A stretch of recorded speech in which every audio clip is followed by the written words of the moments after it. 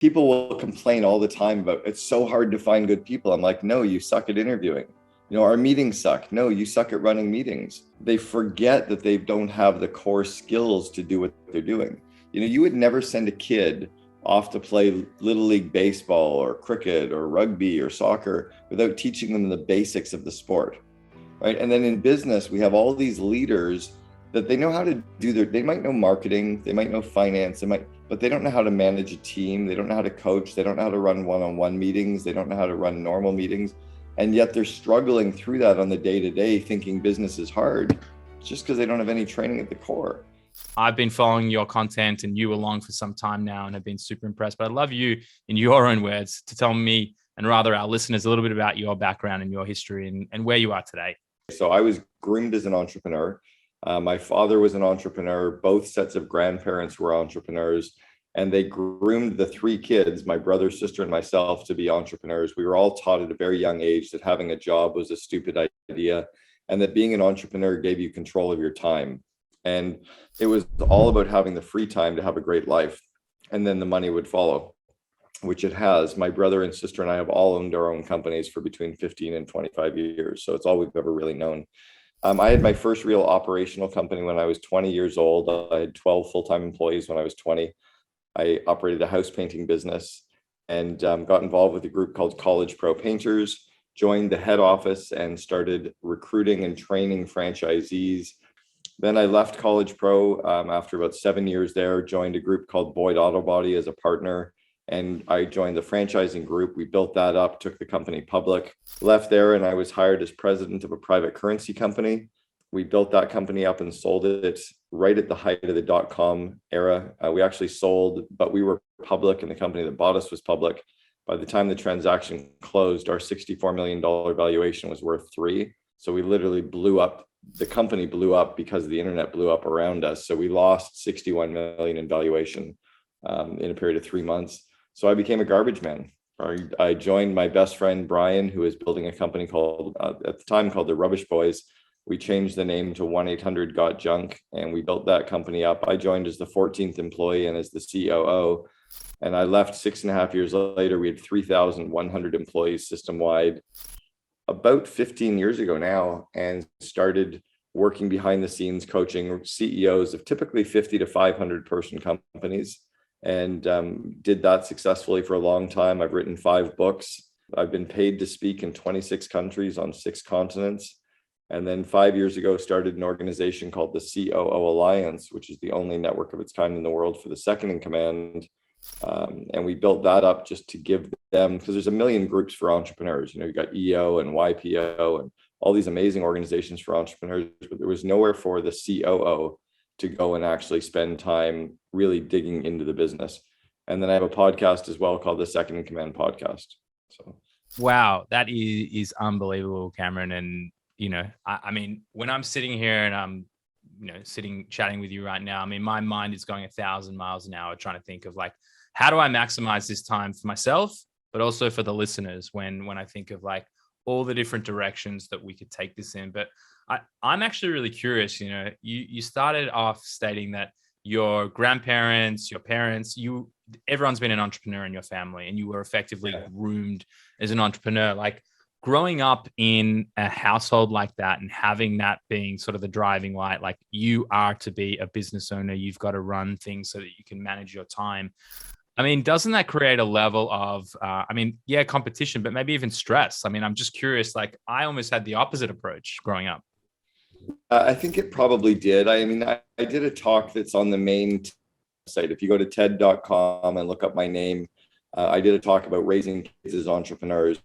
And I think I definitely had a more stressful childhood because I was always doing stuff to make money. I was always running these little ventures. But I also was I played a lot of golf. I played a lot of tennis. I skied competitively. When I golfed and played tennis competitively. So I definitely was engaged in having fun and doing activities. And, we didn't have the internet back then. Like we didn't sit and watch TV. I was like running my businesses and playing sports and engaged in school and having a good time. I also didn't have the pressure of school. My parents told me at a very young age that my grades didn't matter as long as I tried my best.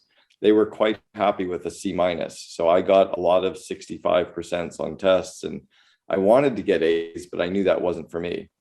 So I think I didn't have the stress that some kids have with school.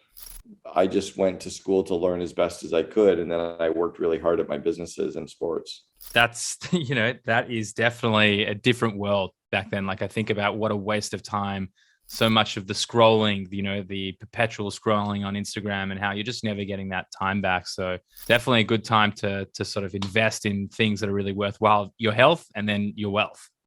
Well, and even school, like I think about a lot of the learning that I did growing up as a student. I learned more from reading books about business than I did from any of the classrooms I sat in. I remember when I was in second year university in an organizational behavior class, my professor said something about hiring. And I put my hand up and I said, have you ever hired anyone? And I wasn't being rude. I was curious whether he was speaking from a theory perspective or some experience. And he looked and he goes, no, but have you?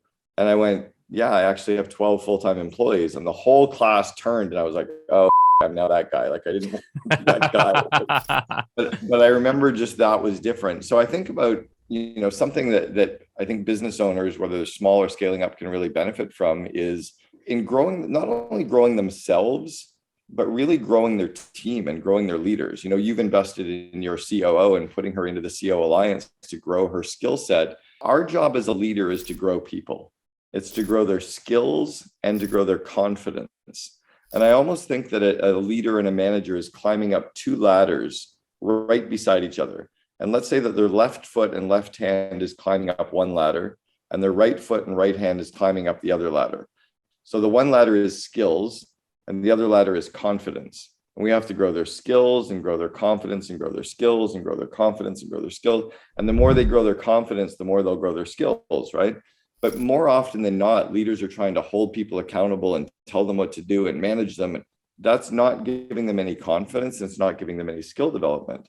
And I think that's probably one thing that I learned growing up was I was given the skills and confidence of an entrepreneur.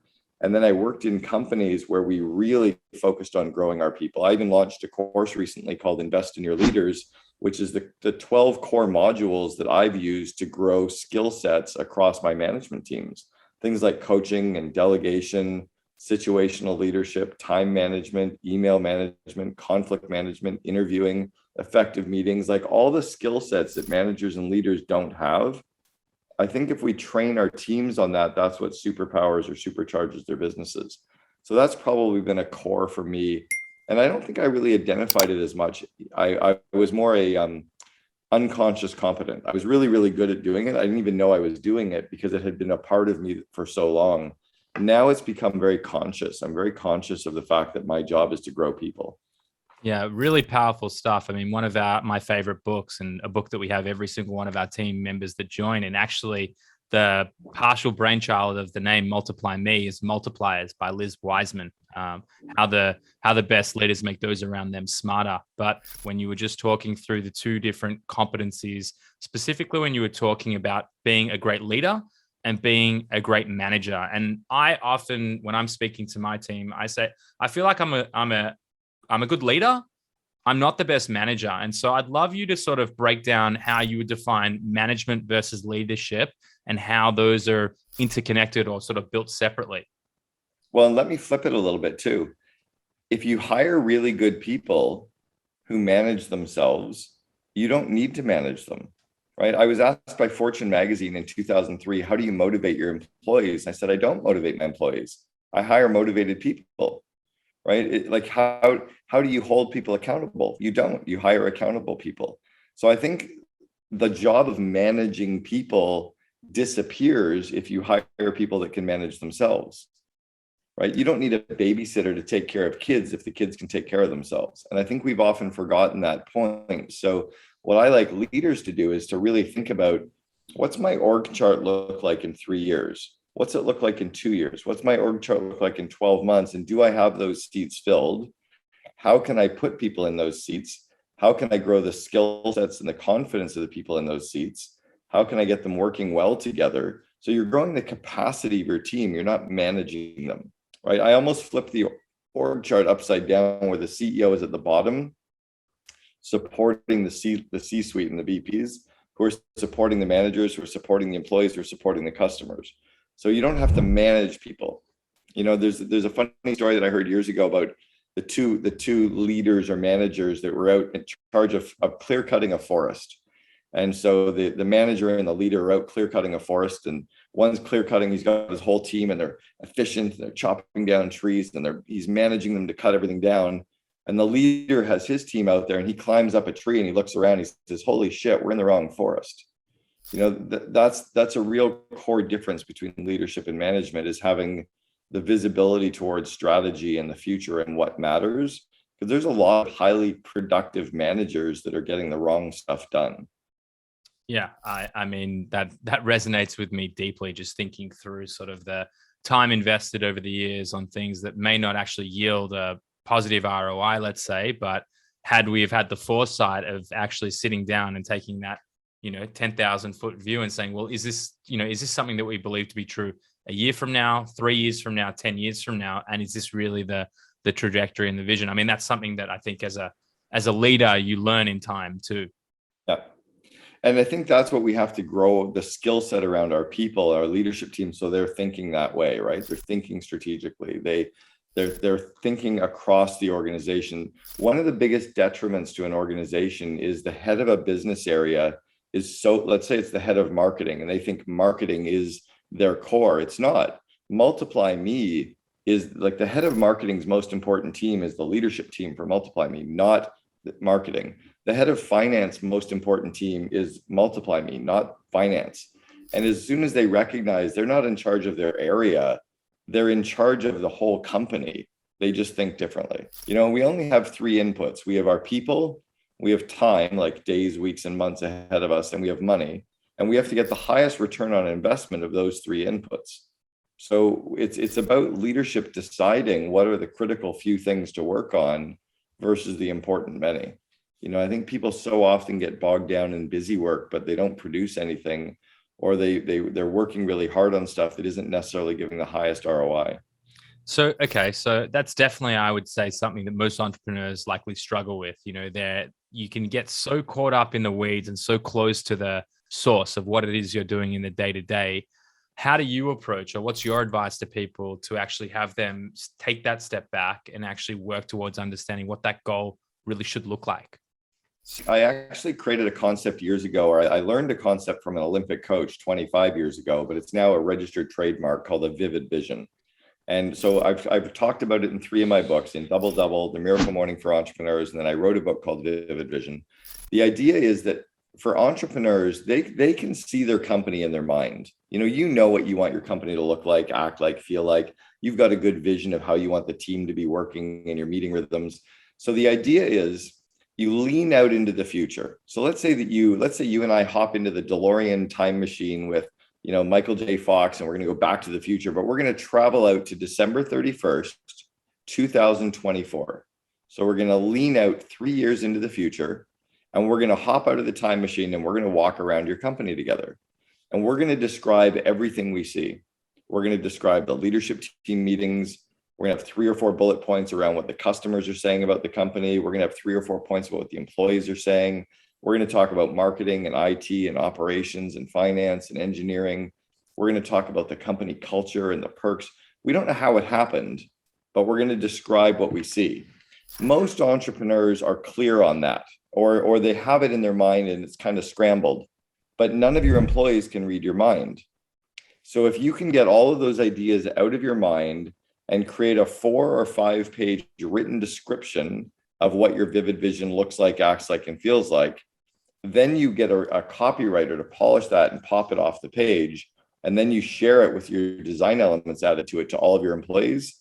That allows everyone to make decisions based on where you're going. And I think that's what helps entrepreneurs to prioritize. So for me, I'm very, very clear on what I'm building, right? It's all about the COO Alliance. It's all about, like, the Second in Command podcast drives the COO Alliance. My core purpose for 15 years has been to help entrepreneurs make their dreams happen.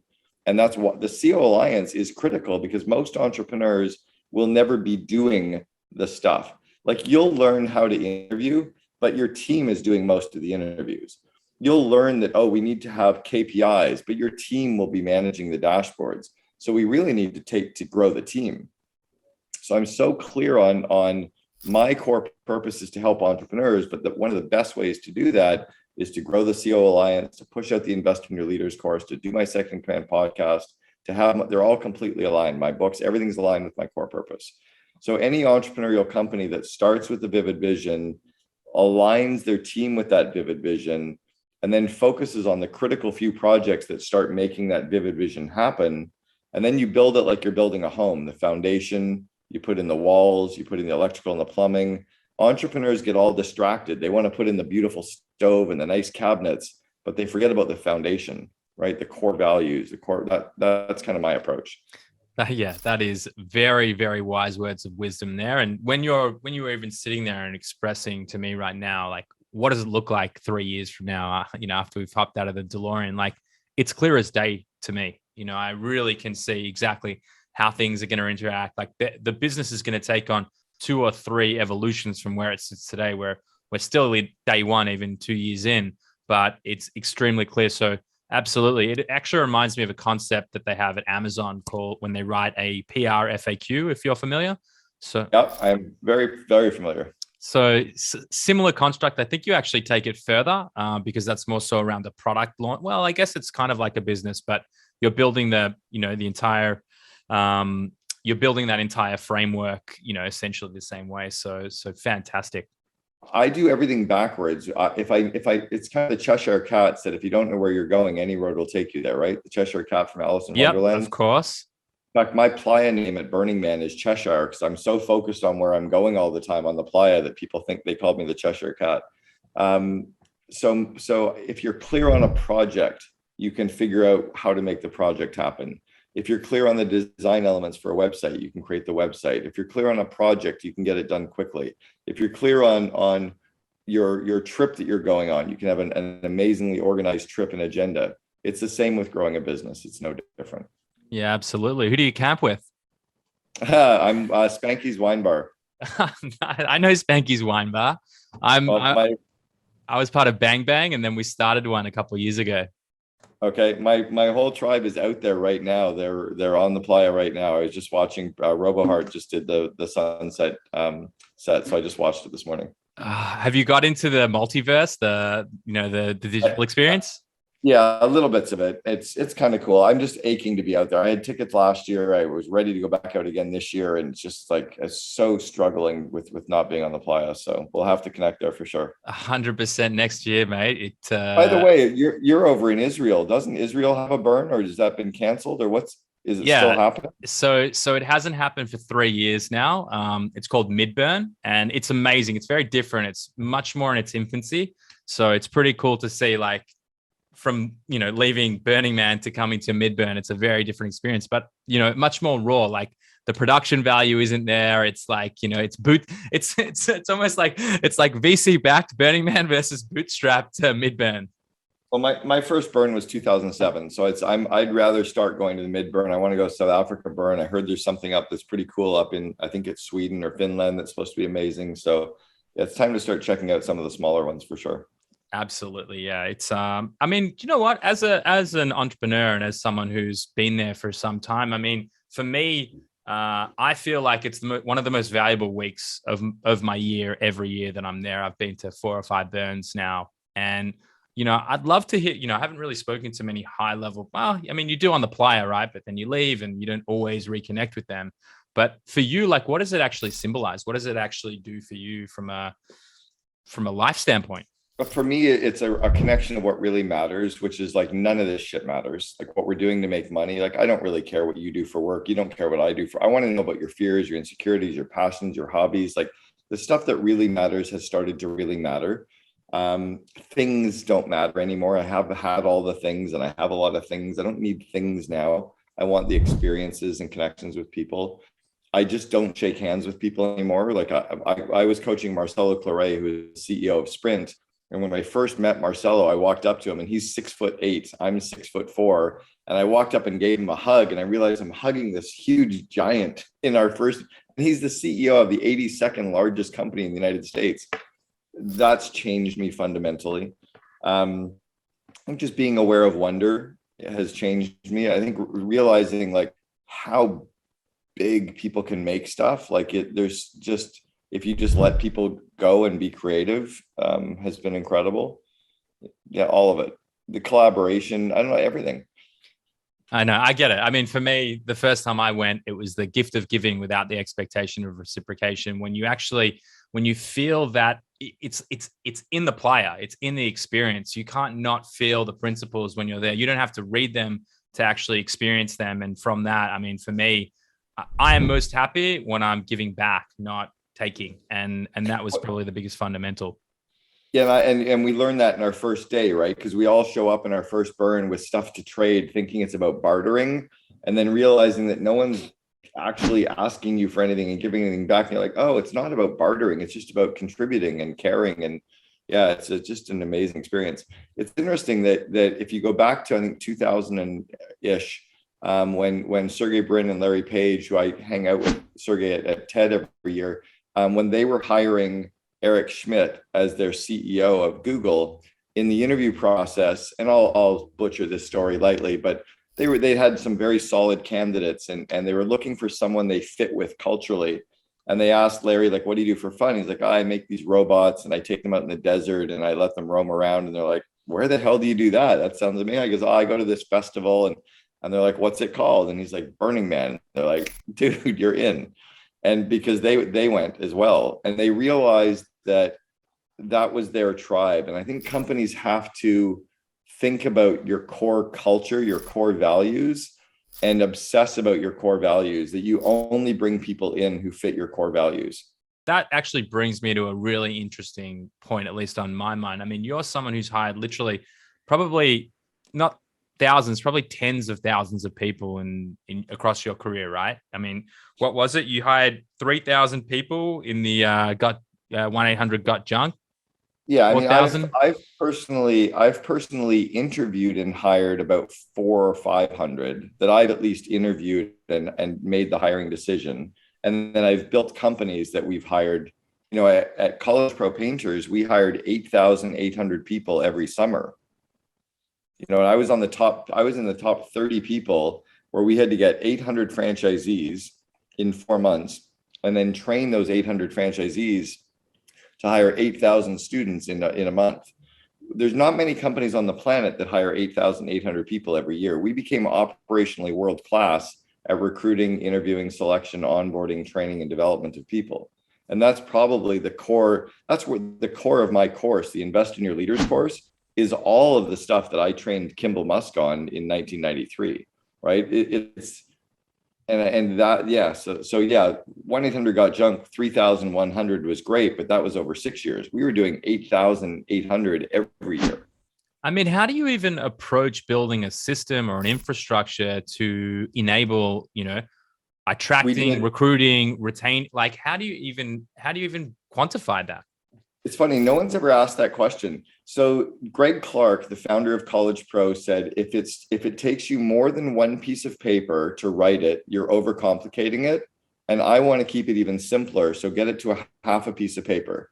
So I've taken it to the next level, which is every system has to be able to be documented on a Post-it note with letters read by a 50-year-old, like with bad eyesight, right? Like not tiny. So just what are the simple systems to make it happen? And if you think about simplifying it to that level, in the franchising world, you have to take every system and make it work for the worst franchisee in the worst market with the worst employee, right? Like think about like a McDonald's. As bad as their food is, there's consistency across that organization that they can still serve a quarter pounder with cheese or a Big Mac in every market that's pretty damn consistent and still serve it to the customer with us.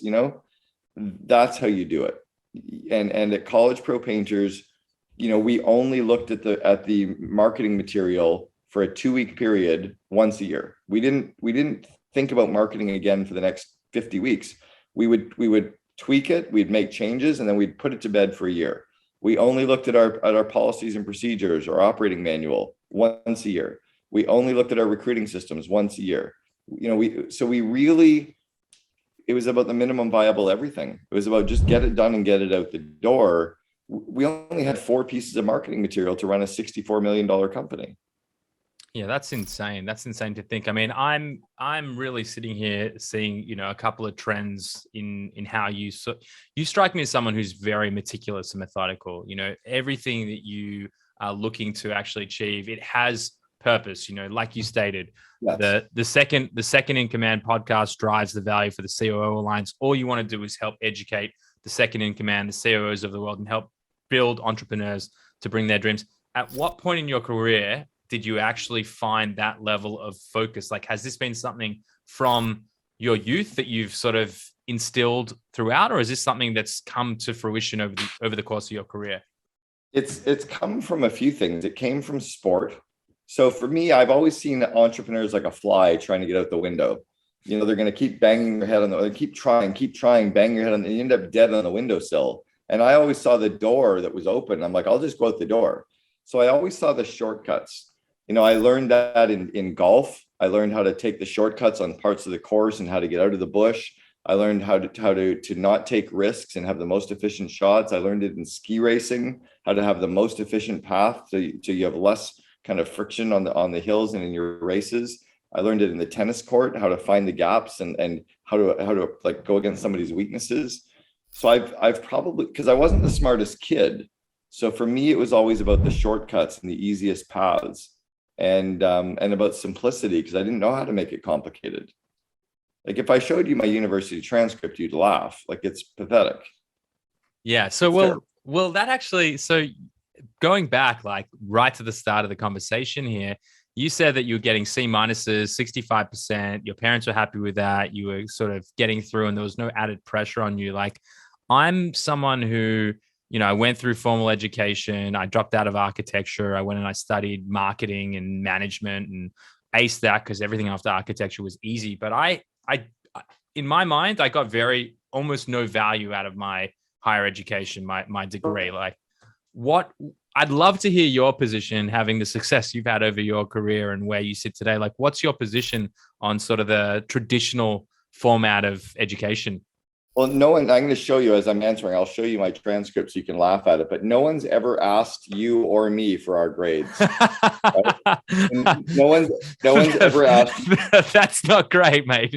It's really bad. Yeah. Someone like it's B, F, withdrawn, C minus, C minus, C, D minus, D. Like, dude, I sucked at school. But I started the very first fraternity in the city of Ottawa. I was the coach and on the university ski team for 2 years, skied in the Canadian American Championships.